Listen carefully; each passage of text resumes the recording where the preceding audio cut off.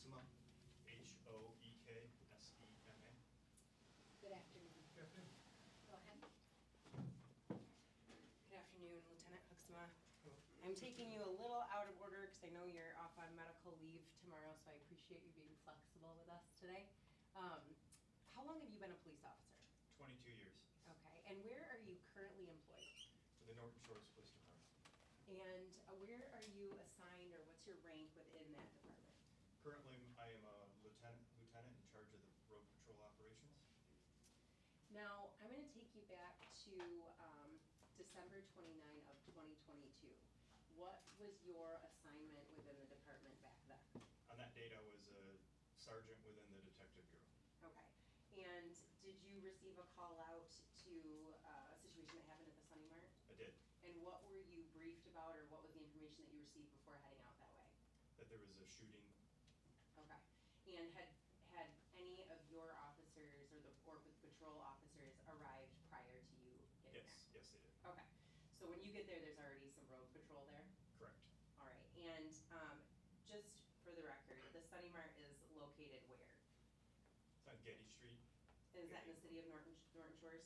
Correct. County of Muskegon, state of Michigan? Yes. So when you first arrive on scene, can you talk about who's kind of already there and what you're observing, and then what you do next? Yeah, when I arrived on scene, I was one of the last to arrive. I was actually off that day on a vacation day, so I responded a little bit later than everyone else. Road Patrol had already responded to the initial call for service at the scene, and upon finding the severity of the scene, detectives responded as well. So then I responded, and when I arrived, they had started working the scene, and then I started making assignments to the detectives on the scene and the road patrol officers. So when you arrived, you said you started making assignments. Can you describe that a little bit? I would assign detectives with specific tasks, such as photographing the scene, searching for evidence, road patrol officers to tape off the scene with a caution or the evidence tape that we use, assign detectives to speak with witnesses, victims. And when you arrived on scene, were you able to determine at that time if there were victims, and if so, how many? Yes, I did. There were 2 victims, one of which was deceased and one which had survived and was currently receiving care at the hospital. Okay. And people had already attended to them before you got there, the That's road correct. patrol?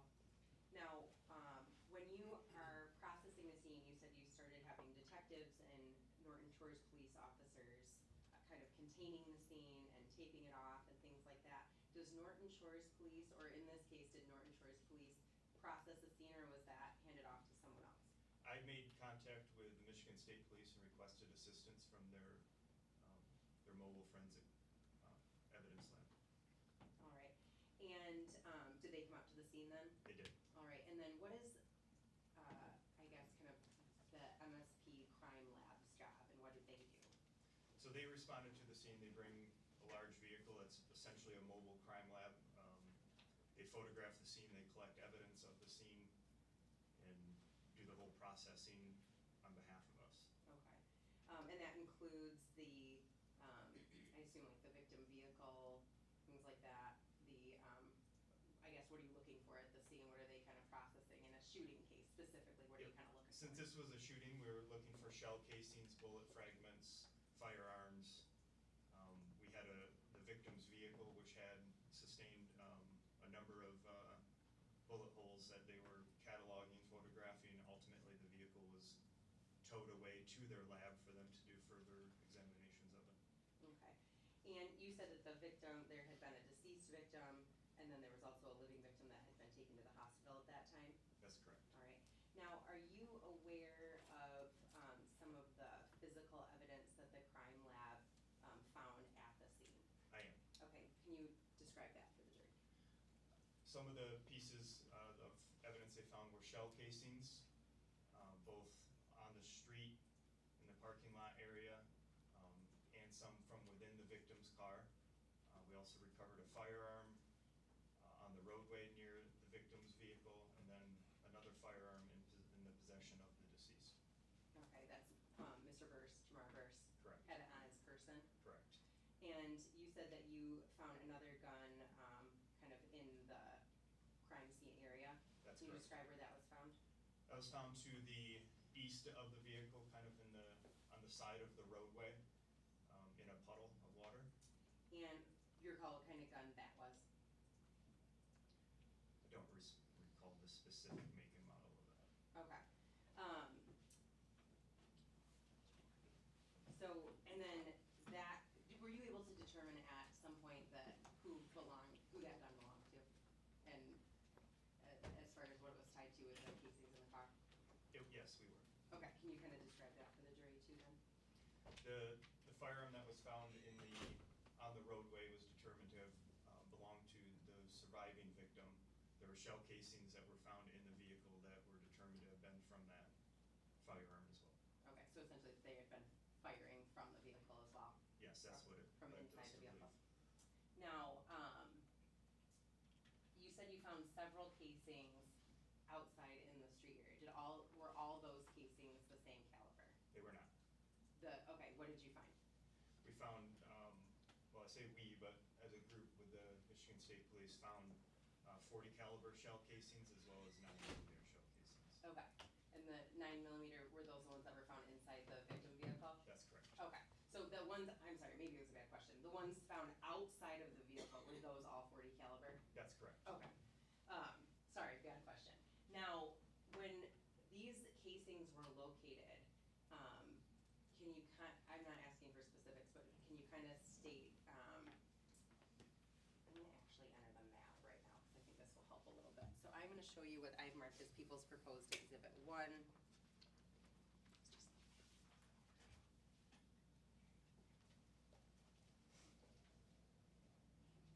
Do you recognize that area? I do. Okay. And, what is that? That's an overhead view of the general scene area of Columbia and Getty. Okay. Your Honor, I would move for admission of People's Proposed Exhibit 1 as a demonstrative exhibit of the area. Any objection? No. People's 1 will be admitted. Okay. Have it up on the screen, fine with that. That's not your computer that's up there right now? Well, I'm guessing you're probably not connected. This is always the fun part. I'm plugged in here, so just this one, and I'm plugged in down there. Came on for a minute.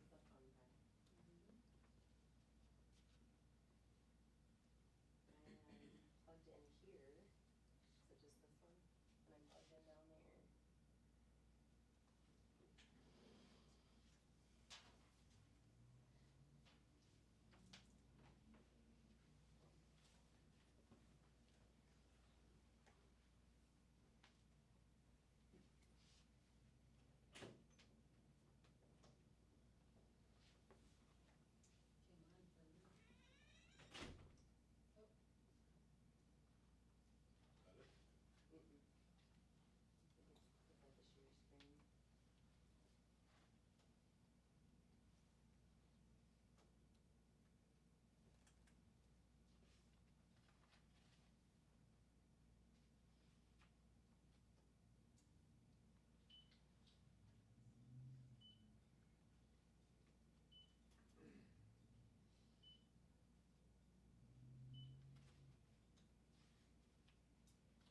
Oh, I think it's turns up because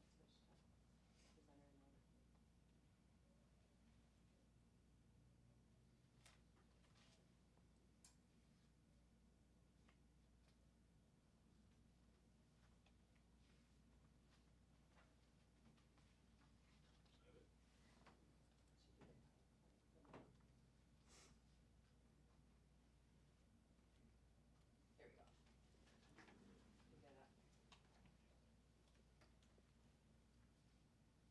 Oh, okay, before I ask you the next, set of questions, can he step down and point to the screen? Would that be all right? he may. Okay. I'm gonna ask you to step down and kind of orient the jury to specifically kind of where the sunny mark is. So Sunny Mark's located right here where the orange tag is. And then, can you point out some of the other businesses in the area that we're gonna end up talking about that have security cameras and just other businesses that they might be familiar with? Yep, so right here is what's called Big T Motors. There's video. What's right here? Make sure you explain For it the for record. the record. To the directly to the north, and then one building over on East Columbia Avenue between South Getty and Continental Street. It's a business called Big T Motors. All right. And across from Big T Motors, there's some trees in it, but can you kind of describe what's next to the Sunny Mart there across from that driveway going into Big T? So yeah, south of the Big T Motors, directly to the east of Sunny Mart, is a small little garage business with several cars. You can't see them, but they're under that tree there. Several cars parked in the driveway parking lot area. All right.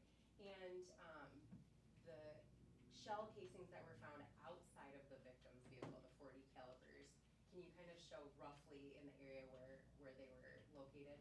All those shell casings were found right in this area underneath this tree cover in front of this garage business located right there. All right. Now, were there other bullets or bullet fragments or other projectiles found in other parts of this area?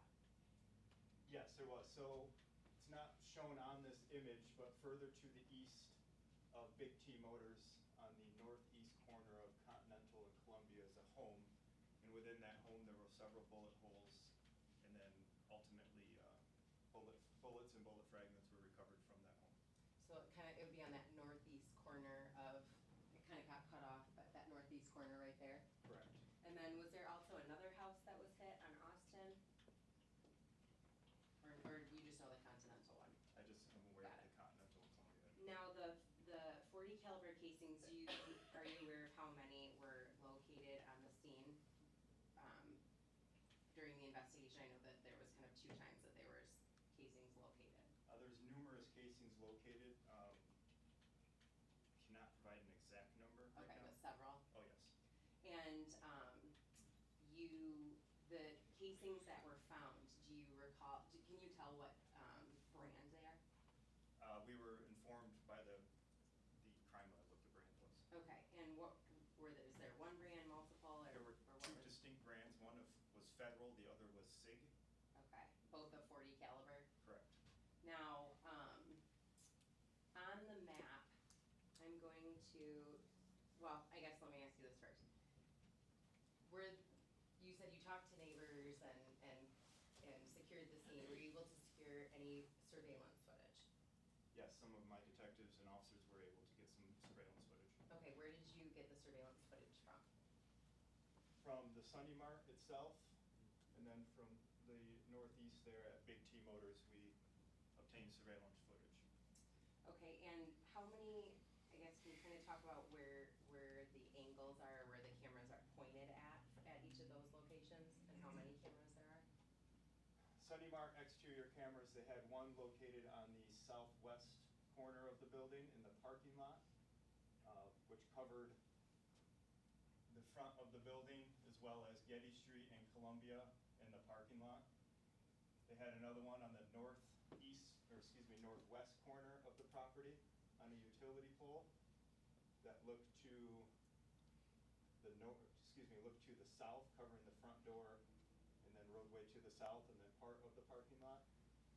They had a third camera on the northeast corner of the parking lot that covered the north parking lot as well as the east parking lot into the south area here. Big T Motors had a series of 3 cameras. They were all located roughly right on the south facade of the building. One looked to the southwest, other one looked due west, and the third one looked to the southeast. Okay. And you did not recover a firearm from the scene that appeared to have been the one used to shoot the 40 caliber casings, correct? That's correct. All right, and do you still take those, you can have a seat, thank you. And so when you have the casings, but not necessarily a weapon at that point, you still send the casings in with the crime lab? Absolutely. Okay, and what is that for? So we have the crime lab collect all the casings, bring them into the crime lab for analysis in the hopes that at some point we can recover a firearm which we could match the casings to. Okay, and can they also make sure that all those casings were fired by the same weapon, even without the weapon? That's correct. Okay, and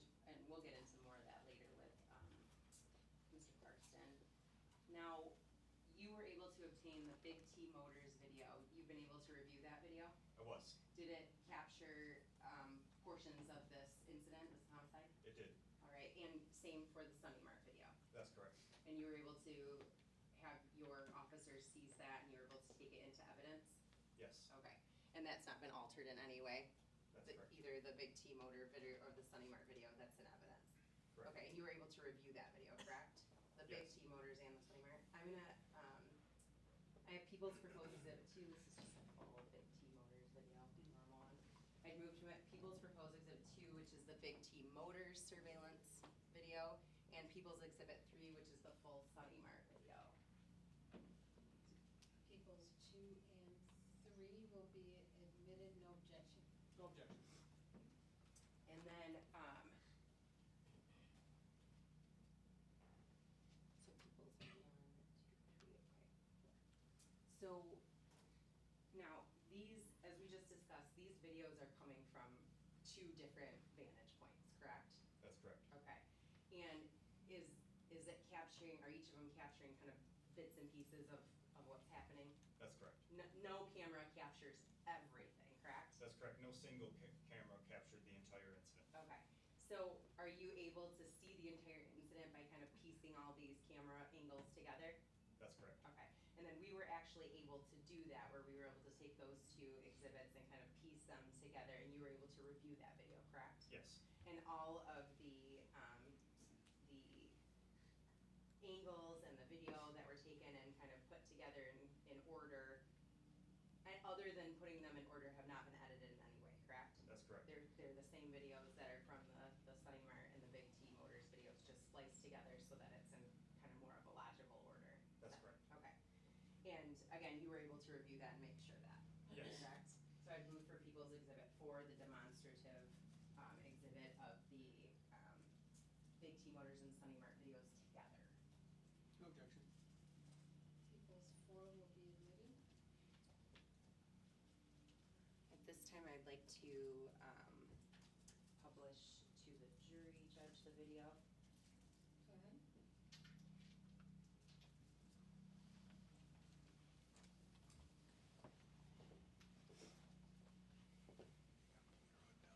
Now, I'm gonna show you can see on your screen, the angle here, just so that we can kind of orient ourselves. Can you point out where the Sunny Mart is and then describe where this camera is coming from? So the Sunny Mart you'll see is that pole barn type building, white with blue trim. With the, you can see the red sign right in the middle. Okay. And then this camera itself is mounted to the front of Big T Motors. Now, do we see either of the notable, the vehicles that we kind of care about in this image yet? Correct. In this image, you can see what we call the victim's vehicle. Okay, and I'm gonna ask you just to stand up again and point out the vehicle, the victim vehicle, just so that the jury. The can laser see. pointer doesn't wanna work on this screen. I know, This is the victim vehicle right here, it's a blue Chevy Malibu. all right. And that blue Chevy Malibu is located where, at the Sunny Mart or at the Big T, or just random? It's in the parking lot of Sunny Mart. Thank you.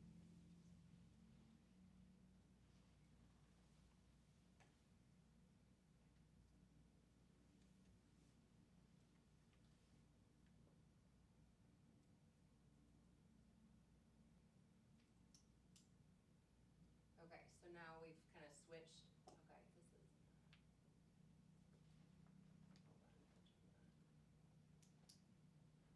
Hold on.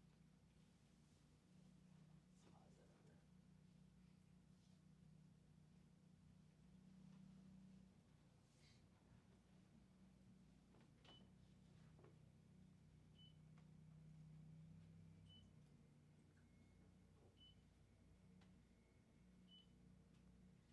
I'm gonna take it out of presenter mode. So I can play this. There we go. Okay. So again, we see what we just saw. And can you note the time, on that's in the corner there for the record? Yeah, the time displayed is 13:11, so it's about 1:11 in the afternoon. And you determined that these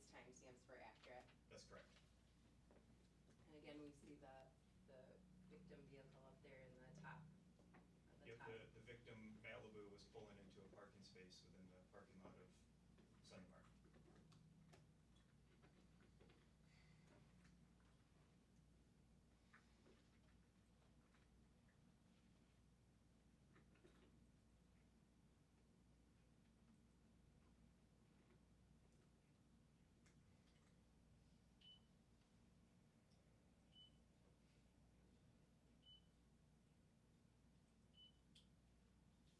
Now this switched angles, and so what is this angle of? So this camera is located in the southwest corner of the Sunny Mart parking lot. As you can see, it covers Getty Street, the intersection with Columbia, as well as the main entrance to Sunny Mart, or the front entrance of Sunny Mart. And is there a notable vehicle observed in this? In the upper left corner of the screen, you can see very small, a tan vehicle that's traveling southbound on Getty Street.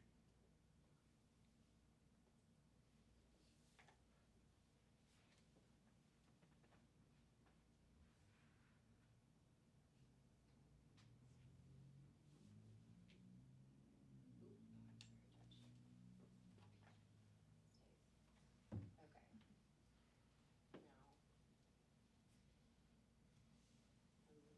Stays. Okay. Now. I'll move this back.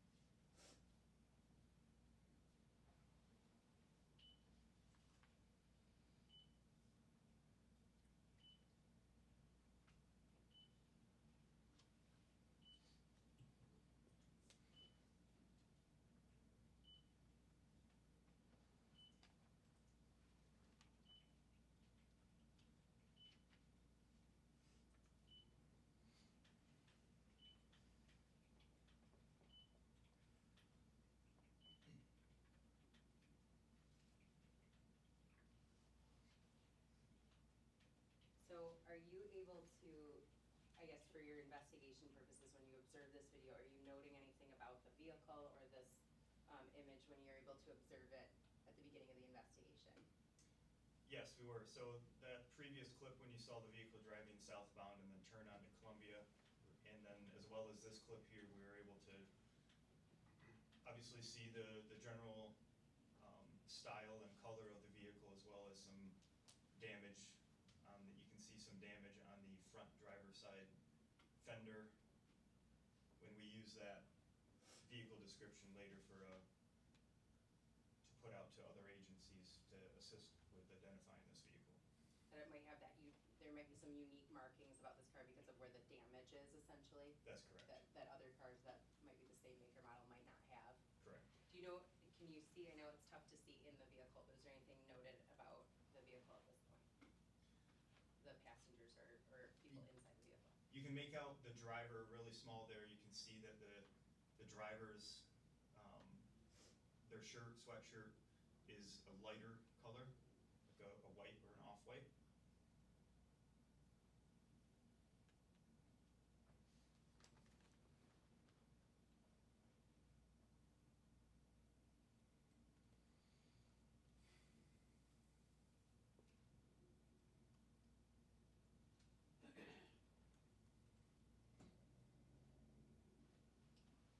Now the vehicle is stopped. Can you tell just kind of where that intersection is? So the vehicle stopped on Continental, which is just south of Columbia. So it's one block to the east of Sunny Mart. And then these vehicles that we can see parked right there, is that that business that you were talking about where there was a lot of vehicles that were parked in that area? So on the right side of the screen across the street is that small garage that I spoke of that has several vehicles in the yard garage or parking lot area, a blue Camaro or Trans Am style vehicle.